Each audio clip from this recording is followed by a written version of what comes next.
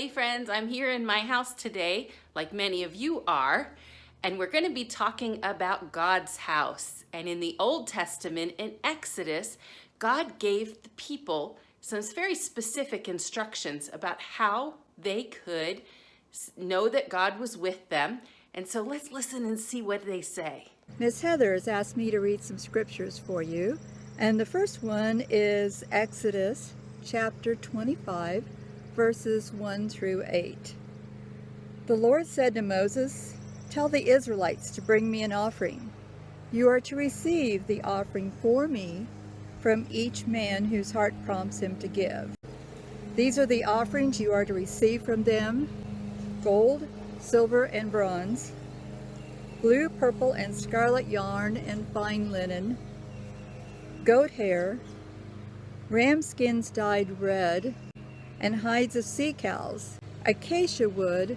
Acacia wood is a very hard wood, olive oil for the light, spices for the anointing oil, and the fragrant incense, and onyx stones and other gems to be mounted on the ephod and breastpiece. Then have them make a sanctuary for me, and I will dwell among them." So God continued to tell the people what they needed to do to make his special house, the tabernacle.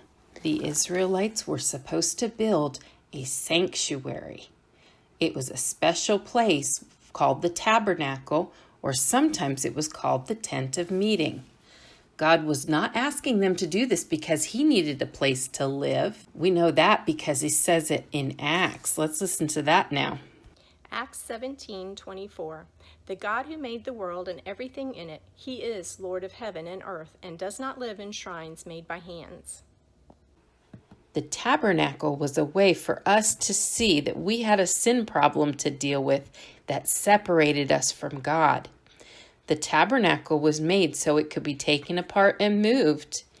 It had a tent-like portion with rug-like coverings for the roof.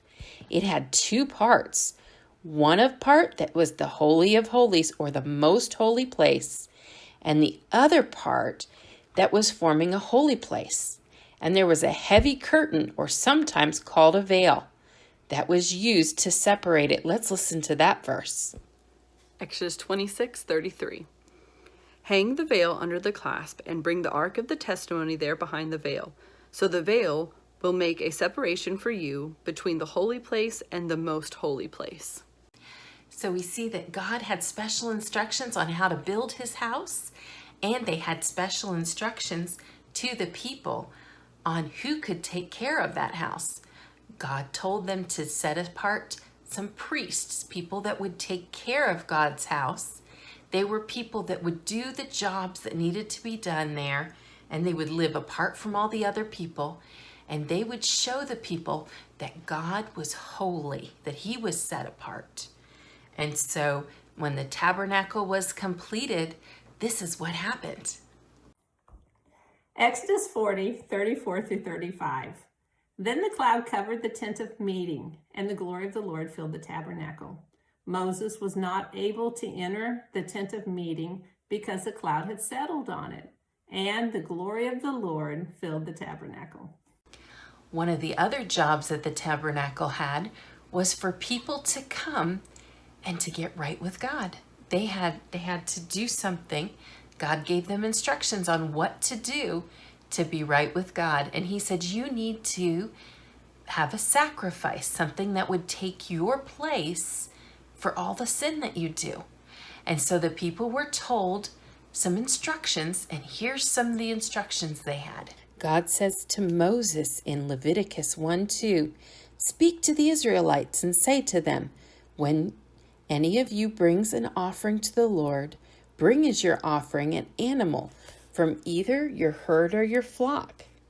Now this was supposed to be an animal that had nothing wrong with it, and an animal that was going to take their place. Now you might be saying, Miss Heather, what does that have to do with Jesus?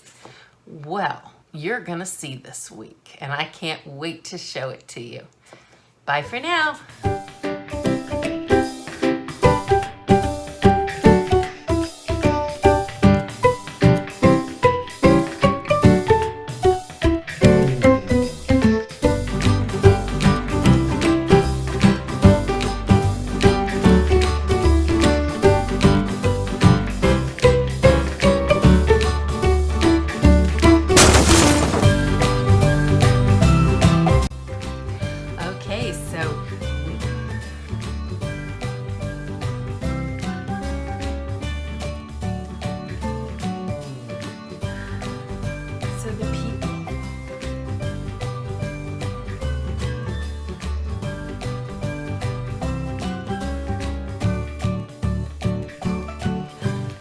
job that